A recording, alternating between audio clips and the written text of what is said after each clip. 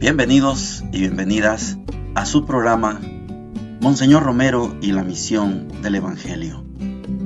Un programa que lleva dos objetivos: conocer a Monseñor Romero y estudiar la Sagrada Escritura con un juicio crítico desde la teología de la liberación. Cada día tendremos un encuentro con Monseñor Romero y con el Dios de Jesús.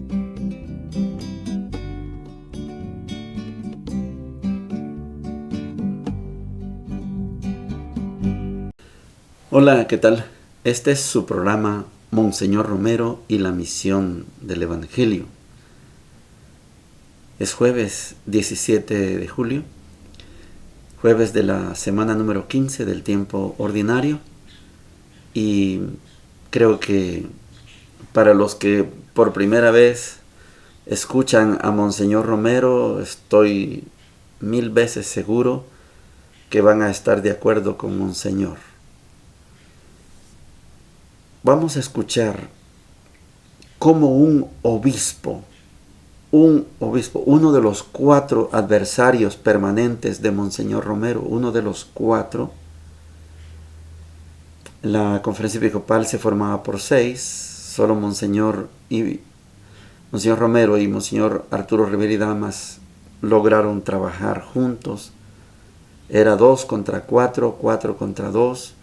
Como uno de esos 4 es capaz de hacer, voy a usar la palabra fea, hacer una canallada contra sus queridos sacerdotes de la diócesis.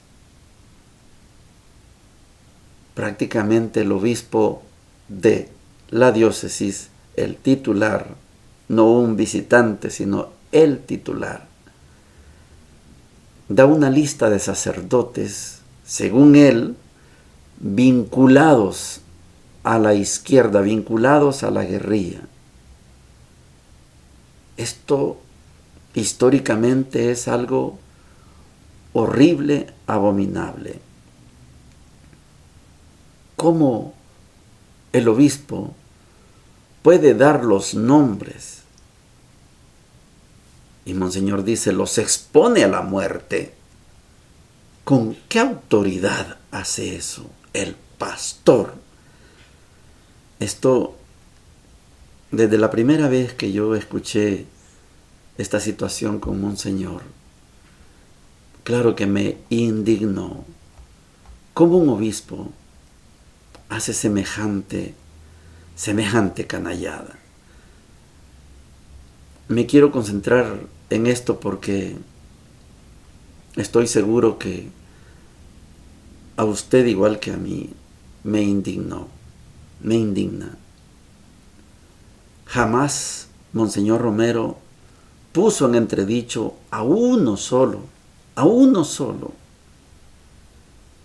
Y yo le podría poner ejemplos de gente, sacerdotes, monseñores de la arquidiócesis de San Salvador, que fueron canallas con Monseñor, nunca los puso en evidencia.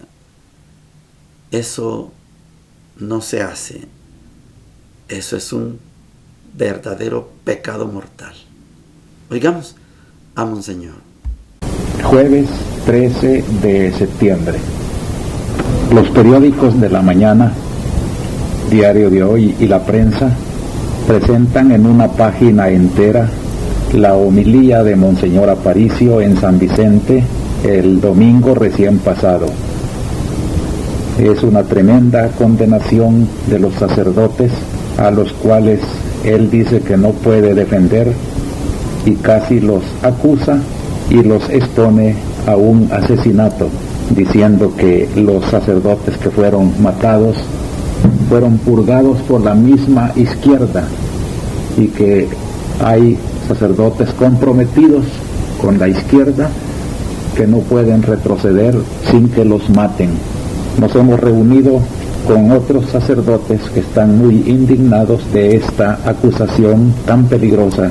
En el comentario de YSAX Se criticó duramente la actitud de Monseñor, que no es nada pastoral, y los sacerdotes se han comprometido a estudiar la manera de enfrentarse con Monseñor Aparicio para hacerle ver lo grave de su acusación y al mismo tiempo solidarizarse con los sacerdotes de aquella diócesis. Tuvimos reunión con la comisión directiva de la pastoral para platicar principalmente con Monseñor Urioste, que hasta ahora ha sido el vicario de pastoral, para que nos dé su experiencia y nos ayude con el aspecto administrativo.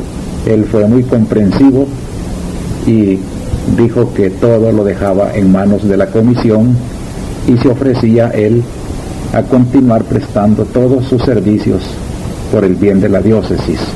Aclaré que esta nueva organización no quita nada a Monseñor Urioste, ya que él es el vicario general y como tal está muy unido con el obispo para vigilar todos los aspectos pastorales de la diócesis.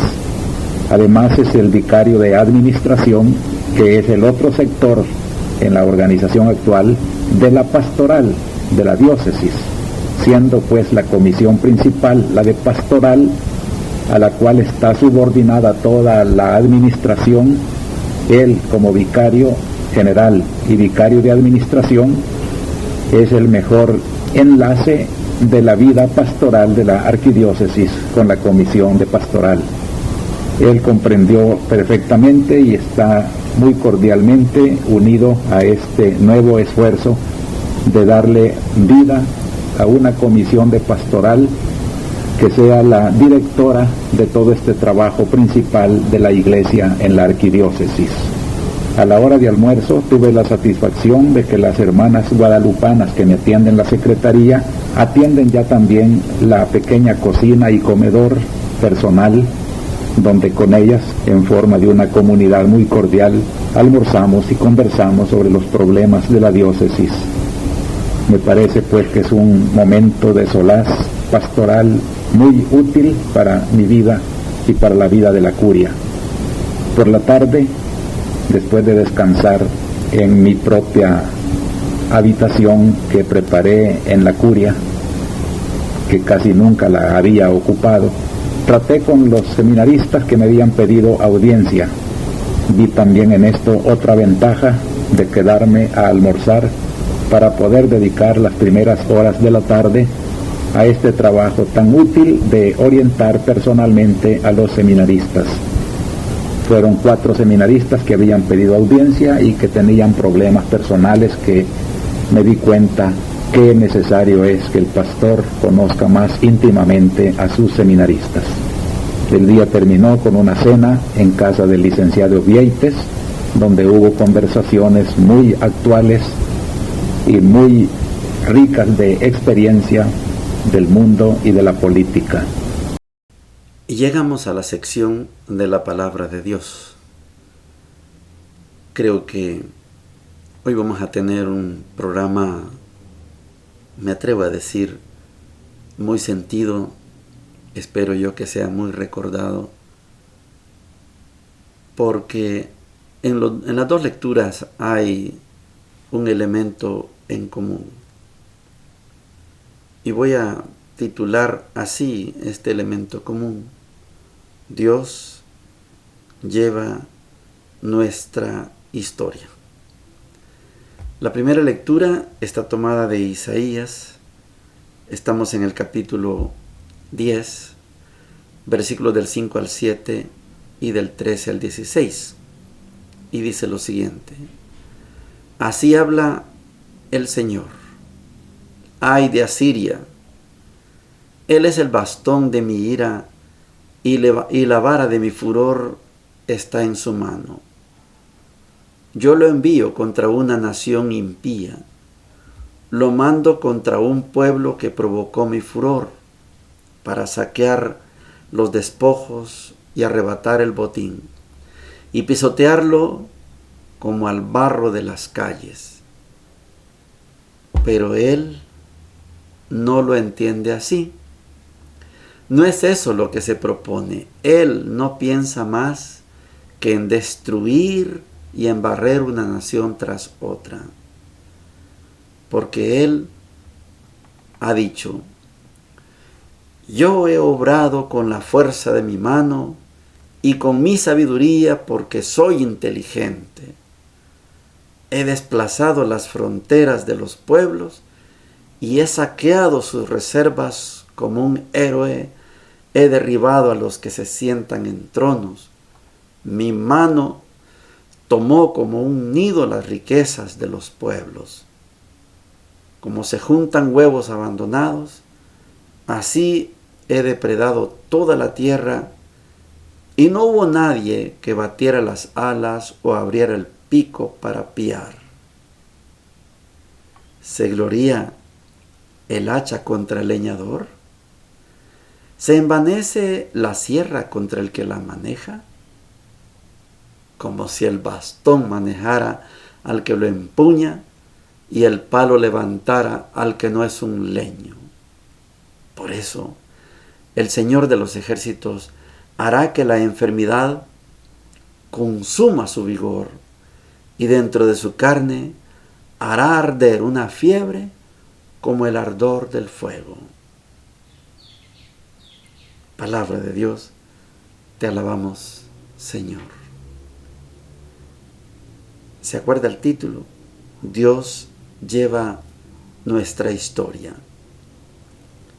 Asiria, sí, fue poderoso. Dos grandes reyes, Sennacherib y... se me fue el otro nombre.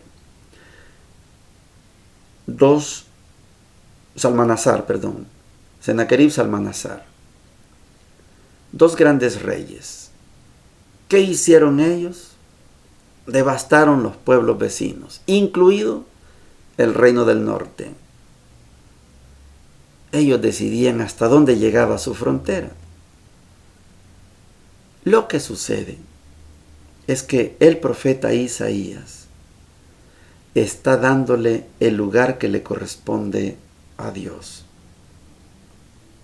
Ni Salmanasar ni Sennacherib son los autores de estas cosas.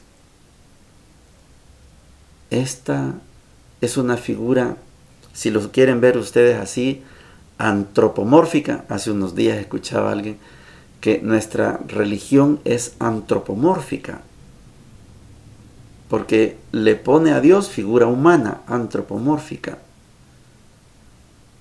Algunas veces andro, figura de mujer. Pero es como si Sennacherib y Salmanasar fueran enviados por Dios. Esta es la figura antropomórfica. Yo los envié y ellos son los que se creen, los inteligentes, los astutos. No, hombre, si yo los envié, yo los acompañé porque yo quería castigar a este pueblo. Quise castigar al reino del norte, y como no hicieron caso, hice que primero Salmanasar, después Sennacherib destruyeran el reino del norte. Ahora le estoy haciendo lo mismo para que ponga en vergüenza al reino del sur. Pero Asiria se cree que es la capacidad de ellos la que ha hecho todo ese desastre en contra del reino del norte, y creen que con esa inteligencia, voy a poner unas grandes comillas, sin contar con Dios, pueden hacer lo mismo con el reino del sur. Y Dios dice: no, ustedes son un bastón, son un hacha, una sierra, ustedes son un instrumento. Y si yo lo decido, entran. Si yo lo decido, ustedes no entran a Jerusalén. Y no entraron. Esta figura de que Dios lleva la historia, Dios lleva nuestra historia, yo creo que encuentra mucha resistencia, porque en la realidad muchos poderosos creen que ellos son los inteligentes, los capaces. No, una vez les decía en este programa que Dios juega con los imperios, se divierte con los imperios. Hay países que se creen y se han creído invencibles. Y no ha existido, y estoy seguro que no existirá, un imperio invencible. No existe. Todos los imperios. Solo en el Antiguo Testamento se cuentan 7 imperios. Todos no existen. El imperio más grande que estuvo en el Antiguo Testamento y estuvo en la era nuestra, la era cristiana, el imperio romano, fue grande. No existe. Napoleón Bonaparte no existe. Adolfo Hitler no existe. Carlomagno tampoco existe. No existen. Porque Dios juega con los imperios. Asumir esta actitud antropomórfica de que Dios es un gran guerrero y que acompaña a esta tropa para que haga aquella acción, entender así a Dios, nos tiene que traer al Nuevo Testamento y reconocer que Dios lleva nuestra historia. Yo sé que esto no es fácil. Muchas veces las comunidades cristianas se doblegan ante los imperios. Se vuelven serviles a los imperios como si el imperio fuera Dios. Y Dios, les repito, Dios juega con los imperios. El tiempo de Dios es perfecto. Ahora surge un imperio. Mañana está muerto. No existe en la historia un solo imperio que haya reconocido que Dios es el que lleva la historia. Aquí estamos hablando de 2 reyes, Salmanasar y Sennacherib. Más tarde vamos a entender a Nabucodonosor como instrumento de Dios, porque este pueblo del reino de Judá no entendió, igual que el reino del norte, el reino de Israel, Samaria, no entendió. Bueno, Dios se vale de Nabucodonosor. Y Nabucodonosor, año 587 a.C., destruyó el templo, se llevó a los notables, provocó el exilio final de Judá. Pero Dios después, jugando con los imperios, suscita un nuevo emperador que se llama Ciro. Ahora es el turno del reino de Persia. Se convierte en imperio Persia. Ciro, como instrumento de Dios, hace que el pueblo de Israel salga del exilio de Babilonia y regrese a su tierra a reconstruir el templo. Ciro hasta les da dinero y da un documento para que los que están ahí, los que han ocupado Jerusalén, le den dinero, madera, para que el pueblo hebreo reconstruya su templo. Después van a venir otros imperios, como el imperio griego, y aparece por fin el imperio romano, pero Dios juega con los imperios. El imperio romano hizo mucho daño, pero el imperio romano hace una alianza con la iglesia en el siglo IV, año 325. Muchos critican esa alianza de la iglesia con el imperio, yo no. Porque lo veo, claro, lo veo anacrónicamente. Yo estoy en el 2024 y eso sucedió en el 325. Yo lo veo como un movimiento estratégico y táctico de la iglesia. El emperador Constantino dijo: si me monto en la iglesia, mi imperio llega hasta donde está la iglesia. Y la iglesia dijo: si me monto en el imperio, llego hasta donde llega el imperio. ¿Quién de los dos ganó la batalla? ¿Quién se montó en quién? El Imperio Romano no existe. La Iglesia sí existe. Pero son instrumentos. Dios juega con los imperios. Toda la historia la lleva Dios. Pero creer esto no es fácil, sobre todo porque ya vamos a llegar al Evangelio. Esto que les estoy diciendo no es fácil. Es más fácil creer que los poderosos son los que marcan la historia. De hecho, son los que la escriben. La historia la escriben los poderosos. Los débiles nunca escriben la historia. La teología de la liberación, en ese proceso que llevamos de darle la voz a los débiles, es para que los débiles escriban su historia.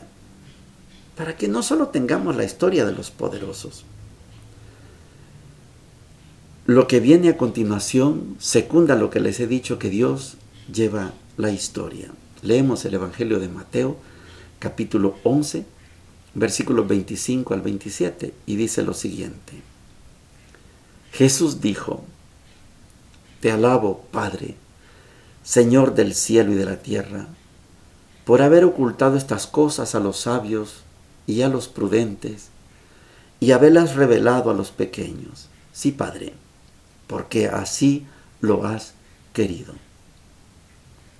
Todo me ha sido dado por mi Padre, y nadie conoce al Hijo sino el Padre, así como nadie conoce al Padre sino el Hijo y aquel a quien el Hijo se lo quiera revelar. Palabra del Señor. Gloria y honor a ti, Señor Jesús. Yo sé que usted puede decir que hay otras palabras en los evangelios que son muy bellas. Puede decir usted que hay otras que son más bellas que esto. En el contexto de lo que estoy hablando, de que Dios juega con los imperios y que Dios lleva nuestra historia, esto es clave. Esto que hemos leído de Mateo 11, del 25 al 27, esto es formidable y clave. ¿Quiénes llevan la historia? No los poderosos. Ellos la escriben porque tienen todo para escribirla. La historia la llevan los pobres, la llevan los humildes, las humildes, porque Dios así lo quiere. La historia no la llevan los imperios. Ellos tienen las armas, los aviones, los barcos, portaaviones. Sí, ellos tienen todo eso. Y tienen el dinero. Una vez decía, no sé dónde lo aprendió, pero se lo escuché muchas veces decir a Julio Sicán, compañero de radio por muchos años. Decía, ellos tienen el poder, pero nosotros tenemos la razón. Ellos tienen el poder, pero nosotros tenemos la razón. Poderosos van y vienen, pero la historia siempre permanece en los pobres y las pobres. Jesús alaba al Padre, porque estas cosas sencillas, poderosas, grandiosas del Evangelio, no la entienden los imperios. No la entiende Corosaín, Cafarnaúm, Betsaida. No la entiende Estados Unidos, Rusia, China, India. No la entienden. Estas cosas las entiende el pueblo sencillo. Por eso un arte que debemos explotar usted y yo es luchar por ser sencillos. Eso es suficiente. Luchar por ser sencillos. Porque mientras más sencillos, más vamos a comprender el Evangelio. Mientras más humildes seamos, más sabios vamos a ser. Carlos Mesters, uno de los biblistas de la teología de la liberación, de la lectura de la Biblia, enseñó una frase que yo la guardo permanentemente. Cuando el sabio habla, el humilde calla. Cuando el sabio calla, el humilde habla. Uno de los secretos para cualquier agente de pastoral es saber hablar y saber callar. Cuándo hablar, cuándo callar. Monseñor Romero, yo no me canso, nunca me canso de ponerlo de ejemplo. Monseñor era un sabio, pero muchas veces Monseñor callaba para que el pueblo hablara.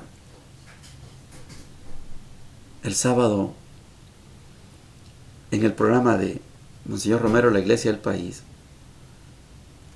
quiero decirlo, me gusta el toque que le está dando Denis Ramírez. Me gusta el toque. Denis es una persona muy preparada. Estuvo con Mauricio Maravilla. Me gusta el toque que le está dando Denis. Está dando un gran aporte a ese programa sobre Monseñor Romero. Y se hablaba de la segunda carta pastoral de Monseñor Romero. Monseñor tiene 4 cartas en la arquidiócesis y una en Santiago de María. Son 5 cartas. Qué bueno que nos estamos compenetrando más de Monseñor Romero. Cuando el sabio habla, el humilde, el pobre, calla. Cuando el sabio calla, el pueblo habla. La historia está llena de gente sabia que habla y nunca dejan hablar al humilde. Y el humilde no tiene prisa por hablar. Dagoberto fue muy ejemplar en esto. Dagoberto es un sabio. Ya se nos fue. Dejó un montón de sabiduría. Dejó unas grandes enseñanzas. Unos lo aceptan, otros no, pero dejó una gran enseñanza. Podríamos casi darle el título de nuestro Sócrates salvadoreño. Casi, yo no sé si usted está de acuerdo, pero puede ser un Sócrates salvadoreño. Casi, un filósofo. Mucho conocimiento, mucha lectura, también mucha experiencia. No solamente lectura, tiene también la experiencia. Dagoberto daba el ejemplo de, sí, él hablaba, pero después Dago callaba para que habláramos y hablaran los otros. No importa. Allá podía ser en una comunidad donde estaban tratando el tema del agua, de la basura, de las injusticias. Dago tenía el método de dar a conocer su pensamiento. La línea esta, la línea aquella, esto. Sin decir, yo vengo de parte de Marx, de Lenin, etc. No, él daba sus conceptos marxistas, leninistas, está bien. Y otros pensadores, él conocía mucho, como Ho Chi Minh y otros. Pero después, él se sentaba, agarraba su lapicero y empezaba a escribir lo que la gente opinaba. Y después, en un medio cualquiera, él transmitía lo que había escuchado de la gente. Esto es fundamental. Jesús está consciente de que el reino de Dios descansa en los pobres, en los humildes. Los poderosos no entienden esto ni les interesa el reino de Dios. A nosotros sí. Mientras más humildes, más amantes del reino de Dios. Este es el secreto que nos habla Mateo hoy. Mientras más humildes, mientras más sencillos, más poderosos, porque más escuchamos al resto, escuchamos más al pueblo. Hay de aquel que se quiere encumbrar como Sennacherib, como Salmanasar. No, son herramientas, son instrumentos, nada más. Hay que darse cuenta que muchas veces usted y yo solo somos simples, humildes instrumentos. Bendiciones para todos y para todas. Hemos presentado Monseñor Romero y la misión del Evangelio. Hasta la próxima.